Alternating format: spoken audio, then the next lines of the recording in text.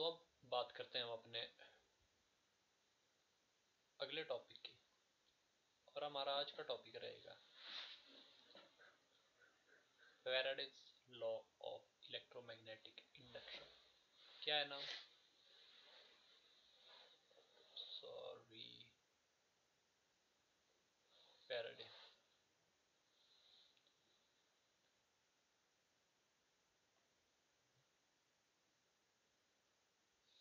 Faraday's law of electromagnetic induction, या फिर इन्हें बोलते हैं लॉज ऑफ इलेक्ट्रोमैग्नेटिक इंडक्शन। ये तीन लॉज हैं, तीन लॉज का एक ग्रुप है, और ये तीनों लॉज गवर्न करते हैं इलेक्ट्रोमैग्नेटिक इंडक्शन को। कौन कौन से तीन लॉज हैं? पहला, दूसरा और तीसरा। पहला लॉ बोलता है कि जब भी किसी कंडक्टर के साथ जो मैग्नेटिक फ्लक्स लिंक्ड है, जब भी उसमें चेंजिंग आएगी तो ईएमएफ इंड्यूस होगा, यानी कि ईएमएफ राइज होगा वहां पर। पहला law, whenever magnetic flux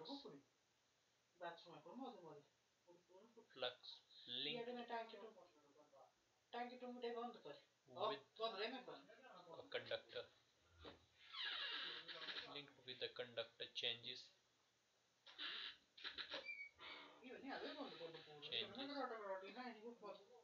and induced EMF is produced. EMF is produced.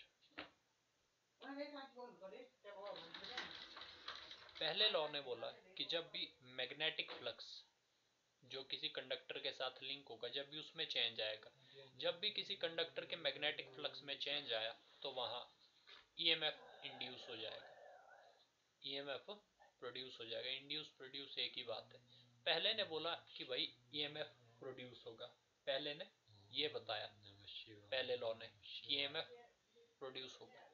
दूसरा लॉ बताता है कि ये ईएमएफ कब तक रहेगा, और ये लॉ कहता है, दूसरा लॉ, कि the induced EMF will last as long as there is change in magnetic flux. दूसरा लॉ बोलता है कि ये जो इंड्यूस्ड ईएमएफ है ये तब तक रहेगा, इंड्यूस्ड ईएमएफ वहां पर, जब तक वो मैग्नेटिक फ्लक्स वो चेंजिंग पोजीशन में ही रहेगा, जब तक वो चेंज होता रहेगा तब तक इंड्यूस्ड ईएमएफ होगा। जैसे ही वहां चेंज बंद हो गया, जैसे वो कांस्टेंट हो गया, कोई चेंज नहीं हो रहा है मैग्नेटिक फ्लक्स में, फिर इंड्यूस्ड ईएमएफ खत्म हो जाएगा वहां पर। दूसरा है, उसने बताया कि ये कितनी देर तक चलेगा। द इंड्यूस्ड ईएमएफ लास्ट्स, या फिर ऐसा बोलूं, will last as long as there is change in magnetic flux. There is change in magnetic flux. पहले लॉ ने बोला कि इंड्यूस्ड ईएमएफ प्रोड्यूस होगा, यानी कि एक पोटेंशियल डिफरेंस क्रिएट हो जाएगा। दूसरे लॉ ने ये बताया कि भाई वो पोटेंशियल डिफरेंस कितने टाइम तक रहेगा वहां पे। पोटेंशियल डिफरेंस बनेगा तब जब मैग्नेटिक फ्लक्स चेंज होगा उस कंडक्टर के साथ लिंक्ड, और वो पोटेंशियल डिफरेंस तब तक रहेगा, यानी कि वो इंड्यूस्ड ईएमएफ तब तक रहेगा जब तक वो चेंज बरकरार रहेगा। जब तक चेंज हो रहा है मैग्नेटिक फ्लक्स तब तक इंड्यूस्ड ईएमएफ चेंज होता रहेगा। जैसे ही मैग्नेटिक फ्लक्स चेंज होना खत्म हो गया तो इंड्यूस्ड ईएमएफ भी वहां से खत्म हो जाएगा। इंड्यूस्ड ईएमएफ प्रोड्यूस होने का एकमात्र क्राइटेरिया है कि मैग्नेटिक फ्लक्स वो चेंज होता रहना चाहिए कंटिन्यू। ये जरूरी है सिर्फ कि मैग्नेटिक फ्लक्स में चेंज आए। अगर कंटिन्यू मैग्नेटिक फ्लक्स में चेंज आ रहा है तो इंड्यूस्ड ईएमएफ भी आपको कंटिन्यू देखने को मिलेगा। और जितना ज्यादा चेंज होगा मैग्नेटिक फ्लक्स में इंड्यूस्ड ईएमएफ उतना ज्यादा होगा, यानी कि जो पोटेंशियल डिफरेंस है वो उतना ज्यादा क्रिएट हो जाएगा, और जितना ज्यादा पोटेंशियल डिफरेंस क्रिएट हुआ उतना ही ज्यादा करंट देखने को मिलेगा। तीसरा लॉ बताता है कि मैग्नीट्यूड क्या होगा उस ईएमएफ का जो प्रोड्यूस हुआ है। ये कहता है कि जो मैग्नीट्यूड ऑफ इंड्यूस्ड ईएमएफ है, ये इंड्यूस्ड ईएमएफ का साइन है। जो मैग्नीट्यूड ऑफ इंड्यूस्ड ईएमएफ है ये डायरेक्टली प्रोपोर्शनल होगा किसके, रेट चेंज यानी डीडीटी ऑफ मैग्नेटिक फ्लक्स। जितना ज्यादा मैग्नेटिक फ्लक्स में रेट चेंज हुआ उतना ही ज्यादा ईएमएफ आएगा। इसको लिखते हैं तीसरे को। यहां पर तीसरे की स्टेटमेंट है the magnitude of induced EMF is directly proportional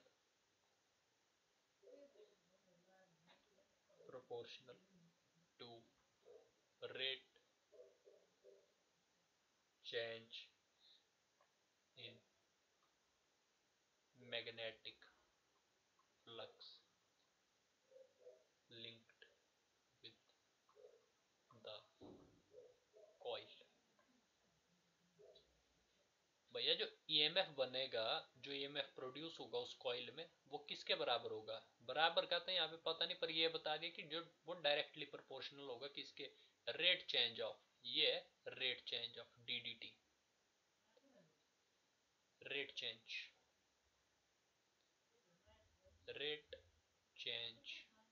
of किसका रेट चेंज,